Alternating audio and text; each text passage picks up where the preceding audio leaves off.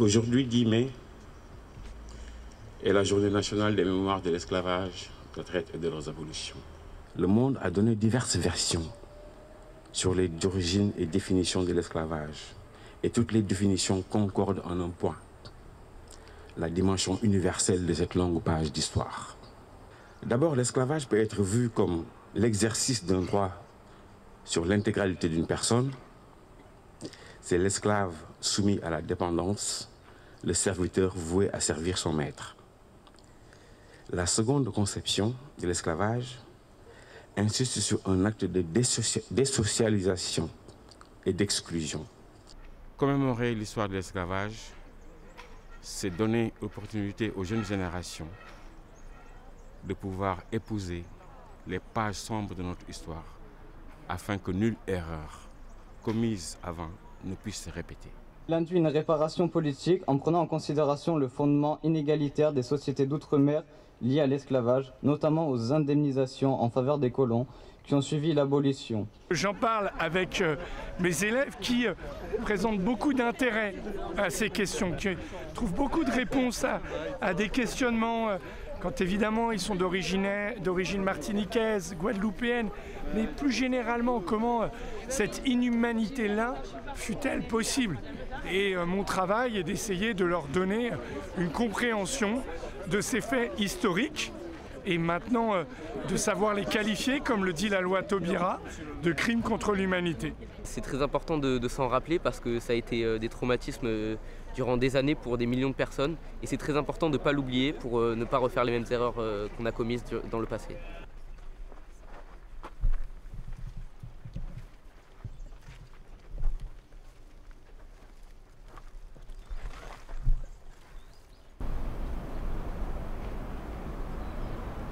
Faire des petites choses, bon, pas mal quand même. Bon, ça sera pour l'an prochain. Ah oui.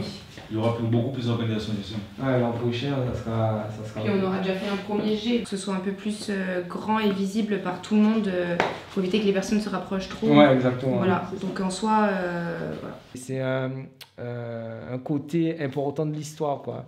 Et nous, en tant qu'association ultramarine, qui dans nos locaux, nous avons aussi des bénéficiaires qui ont cette multiculturalité.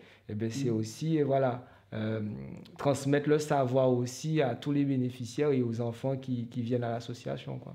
De la semaine, du programme déjà.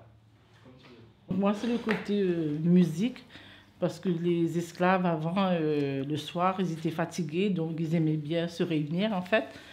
Et c'était un petit moment à eux, quoi, de partage. Et donc, c'était la musique. Et nous, chez nous, c'est le maloya. Donc, je pense que dans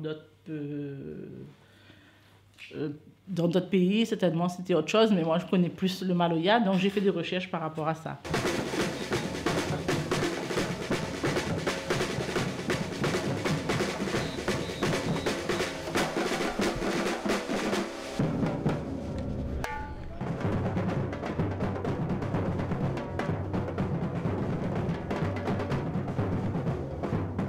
Le 27 avril 1848, le gouvernement provisoire promulgue le décret d'abolition de l'esclavage. Son article 1er stipule que l'esclavage sera entièrement aboli dans toutes les colonies et possessions françaises.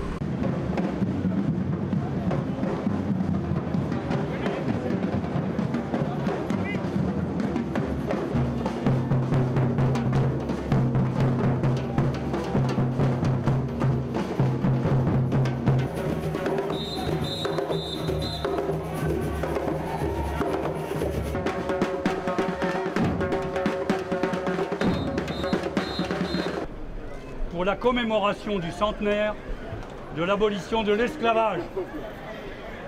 Il y a 100 ans, pour un homme de ma race, comment prononcer ces mots sans une intense émotion? Dans l'esprit de la plupart des Français, ce n'est qu'une de ces nombreuses dates qui jalonnent l'histoire de notre pays et qui rappellent le souvenir d'une révolution. Il y a encore quelques années, ou encore peut-être aujourd'hui, il y a de l'esclavage encore en Mauritanie, il y a de l'esclavage en Inde. Donc on parle d'esclavage moderne. Je pense qu'effectivement, le principe de la domination de l'homme par l'homme est un phénomène qui sera difficilement éradiqué.